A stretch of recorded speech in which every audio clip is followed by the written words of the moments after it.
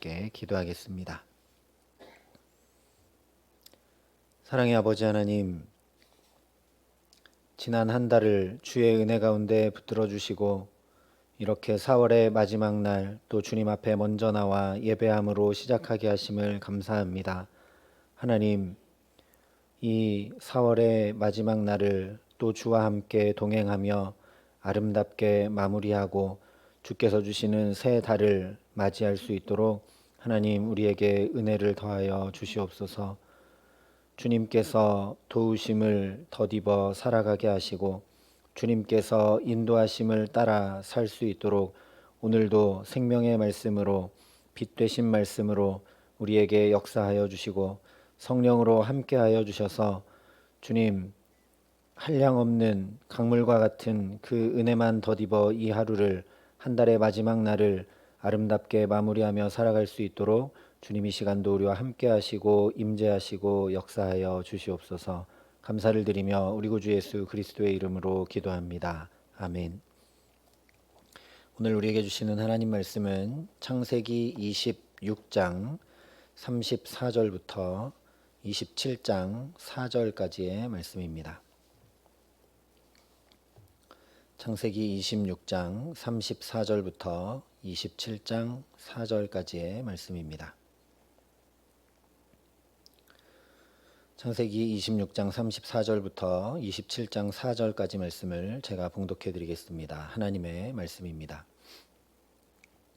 에서가 40세에 헷족 속 부에리의 딸 유딧과 헷족 속 엘론의 딸 바스맛을 아내로 맞이하였더니 그들이 이삭과 리브가의 마음에 근심이 되었더라. 이삭이 나이가 많아 눈이 어두워 잘 보지 못하더니 맏아들 에서를 불러 이르되 내 아들아 하매 그가 이르되 내가 여기 있나이다 하니 이삭이 이르되 내가 이제 늙어 어느 날 죽을는지 알지 못하니 그런즉 내 기구 곧 화살통과 활을 가지고 들에 가서 나를 위하여 사냥하여 내가 즐기는 별미를 만들어 내게로 가져와서 먹게 하여 내가 죽기 전에 내 마음껏 내게 축복하게 하라. 아멘. 오늘부터 27장의 말씀을 중심으로 펼쳐지는 장자 축복 사건을 통해서 이삭, 리브가, 야곱, 에서 이 한 사람씩 자세히 살피며 은혜를 나누고자 합니다. 오늘은 먼저 이삭에 대해 살펴보겠습니다. 이삭은 좀 아이러니한 인물입니다. 이해할 듯한데 또 이해하기가 어렵습니다. 그는 출생부터 비범한 사람이었습니다. 오랜 시간 동안 믿음으로 잘 준비된 부모 아래서 오직 하나님의 능력으로 태어난 사람입니다. 또한 자라면서도 내내 하나님과 부모님께 잘 순종하며 살았던 사람입니다. 심지어 모리아산의 시험에서 아버지 아브라함과 똑같은 믿음을 그 젊은 나이에 고백했던 사람이 바로 이삭입니다. 그래서 아버지 아브라함을 통해 믿음의 유산을 잘 물려받은 사람입니다. 또한 이삭은 족장들 중에 유일하게 한 사람의 아내만 얻었던 사람이고 아이를 낳지 못하는 문제에 대해서도 하나님께 기도하여 응답을 얻은 사람입니다. 뿐만 아니라 흉년이라는 절체절명의 위기 앞에서도 하나님의 말씀을 붙들고 애굽으로 내려가지 않고 그 땅에서 농사하여 100배의 결실을 거두는 축복을 얻는 믿음의 체험도 가진 사람입니다. 또한 빼앗고 내쫓는 완악하고 흉포한 세상 사람들 한가운데서 손해보더라도 위기에 놓이더라도 그 어려움과 두려움과 문제를 하나님 앞으로 가지고 나갔던 믿음의 사람이 바로 이삭입니다. 그런데 나이가 많이 든 오늘 이삭에게서는 이런 믿음의 흔적을 찾기가 어렵습니다. 먼저 오늘 27장 1절부터 4절에 이삭이 어떠했는지 이렇게 말씀하고 있습니다. 이삭이 나이가 많아 눈이 어두워 잘 보지 못하더니 맏아들 에서를 불러 이르되 내 아들아 하매 그가 이르되 내가 여기 있나이다 하니 이삭이 이르되 내가 이제 늙어 어느 날 죽을는지 알지 못하니 그런즉 내 기구 곧 화살통과 활을 가지고 들에 가서 나를 위하여 사냥하여 내가 즐기는 별미를 만들어 내게로 가져와서 먹게 하여 내가 죽기 전에 내 마음껏 내게 축복하게 하라. 1절부터 4절까지 단 4절의 말씀인데 이삭이 자신을 가리키는 나라는 단어만 7번이나 사용을 하고 있습니다. 분명히 축복은 하나님께서 주시는 것인데 철저히 이삭 자기 자신이 주관해서 장자의 축복을 자기 마음대로 진행하고 있다라는 것입니다. 오늘 27장에 기록된 이삭의 축복 장면과 달리 창세기 48장에 기록된 야곱의 축복 장면을 보면 요셉의 두 아들들을 함께 불러서 축복을 합니다. 또한 49장에 야곱의 12아들들을 축복할 때도 모두 다 불러서 하나하나 다 축복을 해줍니다. 믿음의 유산을 물려주는 축복을 할 때 장자만 따로 불러서 축복하는 일은 없다는 말씀입니다. 후에 모세가 12지파를 축복할 때도 다 불러서 축복합니다. 이삭이 리브가와 야곱은 완전히 배제한 채로 이 축복을 자기가 아끼고 사랑하며 편애했던 에서를 향해서만 인간적으로 진행하고 있다라는 것입니다. 이뿐만 아니라 27장에 보면 사냥감이라는 단어는 8번, 별미라는 단어는 6번을 반복해서 사용하므로 이삭의 육적인 욕심을 드러내 보여줍니다. 이 모습은 마치 앞선 25장에서 에서가 장자권을 가벼이 여겨 팥죽 한 그릇에 팔아 넘겼던 모습과 겹쳐집니다. 영적 선택이 아니라 먼저 육적 만족을 추구하는 에서의 모습이 오늘 이삭의 모습에서 그대로 비춰지고 있다라는 말씀입니다. 이런 이삭을 가장 이해하기 어려운 것은 26장 34절과 35절 말씀 때문입니다. 에서가 40세에 해쪽 속 브에리의 딸 유딧과 해쪽 속 엘론의 딸 바스맛을 아내로 맞이하였더니 그들이 이삭과 리브가의 마음에 근심이 되었더라. 분명 이삭의 마음에 에서가 근심이 되었습니다. 이유는 헷 족속의 딸들 중에서 즉 이방 여인 중에서 아내를 맞이했기 때문입니다. 자신에게 아버지 아브라함이 믿음의 대를 이어 축복을 받도록 하기 위해 어떻게 해서 리브가를 데려왔는지 가장 잘 아는 사람이 이삭입니다. 아버지 아브라함이 종에게 맹세까지 시키며 하나님을 아는 자 중에 며느리를 찾아 믿음의 다음 세대를 준비해 주었던 축복으로 살아온 사람이 이삭이기 때문입니다. 게다가 34절 말씀에 기록한 대로 에서가 40세가 되도록 장가를 들고 있지 않습니다. 40세가 되도록 장가를 들이지 않았던 것을 보면 아버지 아브라함이 이삭 자신을 40세가 되도록 장가 들이지 않고 믿음의 배필을 구했던 것을 기억하면서 자신도 이 아들들에게 믿음의 배필을 구해주려고 노력했던 것으로 보입니다. 고대 사회에서 40이라는 나이는 너무나 결혼 정년기를 훌쩍 넘겨버린 나이이기 때문입니다. 그랬기 때문에 이방 여인을 하나만 아니라 둘이나 아내로 맞이한 에서가 이삭의 마음에 근심이 들 수밖에 없었던 것이죠.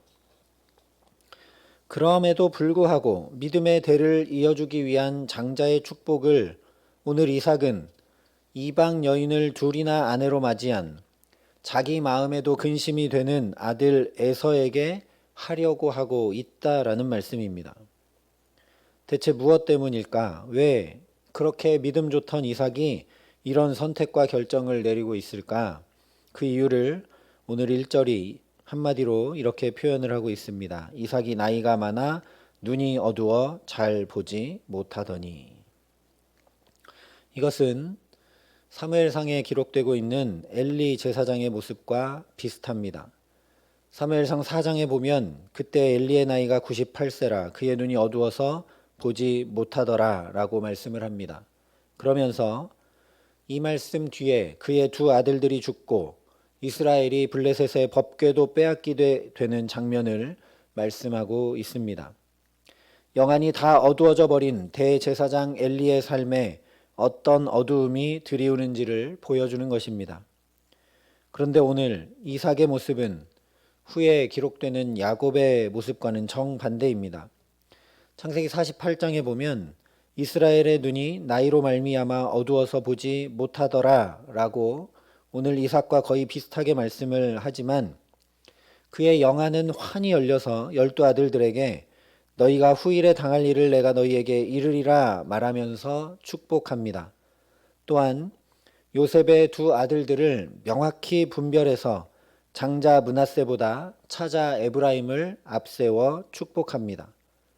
요셉이 아닙니다 아버지, 므낫세에게 오른손을 얹으세요 그러는데도 안다 아들아 이러면서 장자와 차자를 엇갈려 축복을 합니다. 그런데 이와는 정반대로 오늘 이삭은 단순히 육의 눈만 어두워졌을 뿐 아니라 영안이 다 어두워져서 잘 보지 못하고 있는 것을 말씀을 합니다. 실제 그렇게 자기가 원해서 리브가와 야곱을 완전히 배제한 채로 축복해 주려고 했던 에서를 정작 구분도 하지 못하고 에서에게 축복을 해주지도 못합니다. 다른 무엇보다 빠른 시간 안에 별미를 만들어 축복받겠다고 온 아들이 분명 야곱인 것을 음성을 듣고 확인을 했음에도 불구하고 그냥 축복합니다. 그래서 어느 신학자는 듣는 것이 성경에서 진리의 원천으로 간주되지만 이삭은 이 감각을 무시했다라고 말하기까지 합니다. 이스라엘아 들으라 하면서 원래 성경의 말씀은 기록된 것이 아니라 우리에게 들려지던 말씀이었는데 이삭이 들려진 야곱의 음성을 무시하고 자기의 감각을 의지했다라는 것입니다. 신학자의 평가 전에 이미 오늘 23절에서 아주 적나라하게 말씀을 합니다. 그의 손이 형 에서의 손과 같이 털이 있으므로 분별하지 못하고 축복하였더라. 구분 정도가 아니라 분별할 줄 모르는 상태가 되어 버렸다라는 말씀입니다. 성경은 이삭이 영적 분별력이 전혀 없었다라고 아주 냉혹하게 평가하고 있는 것입니다. 참 두렵고 떨리는 말씀입니다. 이러한 사실들을 성경이 가감없이 우리에게 전함으로 하시는 말씀은 분명합니다.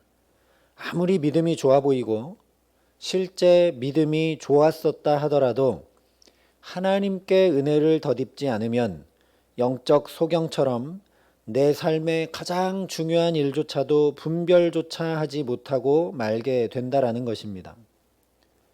이삭처럼 좋은 믿음의 부모 아래서 모태신앙으로 자라나 신앙생활을 대를 이어 하는 것도 마치 예수님 당시 유대인들이 아브라함의 자손이라는 박제된 신앙을 가졌던 것과 다를 바 없게 될 수 있다라는 말씀입니다. 반대로 온 집안에서 아브라함처럼 유일하게 혼자 믿어도 주님을 붙잡고 나아가면 믿음의 조상이라는 영광스러운 자리까지 하나님께서 이끄신다라는 사실입니다. 상황과 환경, 배경과 물려받은 유산이 전혀 문제되는 것이 아니라 내가 지금 하나님 앞에 어떻게 서 있느냐 이것이 문제라는 말씀입니다. 그래서 믿음은 언제나 현재 진행형이어야 합니다. 어제의 은혜와 어제의 영적 체험이 결코 오늘의 믿음을 보장해 주지 못합니다. 오늘은 반드시 오늘의 은혜가 필요합니다. 성경이 분명하게 말씀을 합니다. 그러나 더욱 큰 은혜를 주시나니 그러므로 일러스되 하나님이 교만한 자를 물리치시고 겸손한 자에게 은혜를 주신다 하였느니라. 이삭도 겸손히 행할 때는 심지어 자기가 아내를 누이라고 속여도 해함도 없고 상함도 없고 오히려 자신과 가족의 모든 신변을 보호받았고 흉년임에도 불구하고 농사하여 100배나 얻는 더욱 큰 은혜를 누렸습니다. 그러나 오늘 말씀과 같이 내가 전면에 드러나고 내 마음대로 행하려고 하고 내 계획대로 행하려고 하고 내가 주인이 되어 내 삶의 주인이 되어 교만한 자리에 앉고 하나님은 없게 되자 내가 계획한 대로 내가 축복해주면 다 축복이 된다고 생각하여 교만하고 교만하게 되자 이삭과 같이 놀라운 믿음의 사람도 은혜를 입지 못하고 영적 소경처럼 되어 분별하지 못하고 축복하는 사람이 되고 맙니다. 우리가 잘 아는 말씀 그대로 교만은 패망의 선봉이요 거만한 마음은 넘어짐의 앞잡이입니다.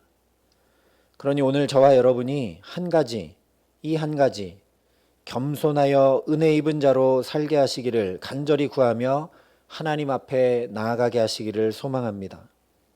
예수님은 하늘 보좌를 버리시고 아기 예수로 우리와 똑같은 죄인의 모습으로 낮아지셨습니다. 뿐만 아니라 죽기까지 하나님께 순종하며 겸손하셨습니다. 그 겸손한 예수께 세상이 알지 못했던 부활의 역사와 모든 이름 위에 뛰어난 이름을 얻는 그야말로 더욱 큰 은혜가 부어집니다. 저와 여러분이 오늘도 이 예수를 똑바로 바라보며 예수님 걸으셨던 그 길을 뒤따라 걸어가는 은혜 주시기를 간절히 기도합니다. 문제 앞에 더욱 겸손하고 자녀 앞에 겸손하고 만나고 대해야 되는 모든 이들 앞에 가장 겸손하여 말씀하신 그대로 오늘 필요한 오늘의 은혜를 더욱 큰 은혜를 덧입어 눈이 어둡지 않고 밝히 분별하여 여전히 믿음의 사람으로 살아가게 하시는 귀한 은총 주시기를 우리 구주 예수 그리스도의 이름으로 간절히 축원합니다. 함께 기도하시겠습니다. 사랑의 아버지 하나님, 하루하루 순간순간 주님의 은혜를 덧입지 않으면 살아갈 수 없는 존재가 우리들임을 주님 앞에 다시 한번 고백합니다. 하나님, 이삭과 같이 훌륭한 믿음의 부모 아래 그 믿음의 유산을 물려받고 자기도 믿음의 체험과 영적 체험과 응답의 체험이 숱한데도 불구하고 교만하여질 때, 하나님 없이 행하기 시작할 때 영적 분별력이 전혀 없는 영적 소경이 되어 분별하지 못하고 축복하는 자리로 떨어지게 되는 것을 봅니다. 아버지 하나님, 우리에게 두렵고 떨리는 마음이 있게 하여 주시옵소서. 하나님의 은혜를 구하지 않으면 나도 그렇게 될 수밖에 없는 연약한 존재임을 분명히 깨달아 알게 하여 주시옵소서. 그래서 주님께서 우리에게 친히 본을 보여주심을 감사합니다. 예수님께서 하늘 보좌를 버리시고 나와 똑같은 모습으로 우리에게 찾아오셨던 것을, 또한 십자가에 죽기까지 순종하셨던 그 겸손을 하나님 오늘도 우리가 붙들고 바라보며 나아갈 수 있도록 은혜를 더하여 주시옵소서. 겸손한 자에게 더욱 큰 은혜를 주신다 하셨던 그 말씀이 오늘 우리 삶에 이루어지게 하여 주셔서 하나님, 우리가 주 앞에 겸손하여 의대에 덧입기를 간절히 사모하고 간구하며 엎드려 나아가오니 주님이 하루 동안 정말 우리 모든 문제 앞에 겸손하여 주님께 묻고 구하게 하여 주시옵시고, 우리 자녀들 앞에 겸손하여 그들을 믿음으로 중보하며 사랑으로 돌보고 하늘의 지혜로 안내할 수 있도록 축복하여 주시고, 하나님 오늘 만나고 경험하는 모든 사람과 사건들 앞에 더욱 겸손하게 하셔서 하나님께서 덧입혀 주시는 은혜로 말미암아 사람 앞에 하나님 앞에 은혜 입은 자로 하나님 오늘도 영안이 어두워지지 않고 분별하지 못하는 일 없이 정말 믿음의 사람으로 주와 함께 동행하며 살아갈 수 있도록 우리의 가정과 일터와 우리의 모든 삶을 축복하여 주시옵소서. 이제는 겸손의 왕으로 우리 가운데 오신 우리 구주 예수 그리스도의 은혜와 그 독생자 예수를 아낌없이 내어주신 아버지 하나님의 놀라우신 사랑하심과 오늘도 우리를 붙들어 하나님의 은혜를 갈망케 하시는 성령 하나님의 교통하시고 역사하심이 여기 머리 숙여 가장 겸손한 예수님을 뒤따라 오늘도 겸손히 행하며 겸손히 주의 은혜를 구하며 정말 주의 은혜를 덧입어 살아가기로 소망하고 결단하는 여기 모인 모든 주의 성도들 가운데, 사랑의 빛교회 모든 교우들 가운데, 이 나라 이 민족과 또 이 귀한 복음을 오늘도 세계 만방에 전하시는 선교사님들 가운데 이제로부터 영원토록 함께 하시기를 간절히 축원하옵나이다. 아멘.